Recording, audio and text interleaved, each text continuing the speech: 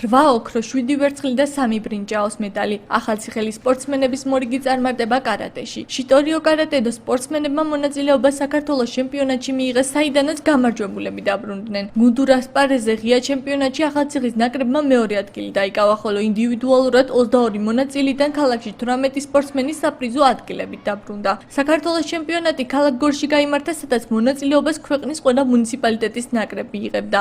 ახალციხელ სპორტსმენთა განმარტებით კონკურენცია საკმაოდ მაღალი იყო და ტურნირი დაძაბულად წარიმართა. შიტორიო კარატედო სპორტსმენებს ასპარეზობა VKF-ის სტილში მოუწიათ. გამარჯვებულ სპორტსმენებს კი სიგელები და მედლები გადაეცათ. შეგახსენებთ, რომ 2015 წელს კარატე ოლიმპიურ სისტემაში შევა, სადაც ასპარეზობის საშუალება შესაძლოა ახალციხელ სპორტსმენებსაც მიეცეთ. ეს იყო რიგით 22 ჩემპიონატი საქართველოსი. ამ წელს ამ საქართველოს ჩემპიონატს გორმა უმასპინძლა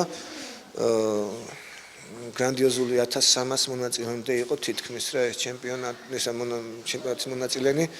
აქედან ახალციხიდან წაყვანილი ყავდა 22 მოსწავლე, ამ 22 მოსწავლედან 18-მა საპრიზო ადგილი ჩამოიტანა ასახელა ახალციხე. 17 ნოემბერს ქალაქ გორში ჩატარდა საქართველოს ღია ჩემპიონატი. ჩვენ ახალციხის გუნდმა მიიღო მონაწილეობა. საკმაოდ რთული ჩემპიონატი იყო და ღირსეული მოწინააღმდეგეები ყავდნენ. პირადად მე ავიღე პირველი ადგილი და ჩვენ ახალციხის გუნდმა მეორე ადგილი აიღო გუნდურ ასპარეზზე. გორში ვიყავი, პირველი ადგილი ავიღე.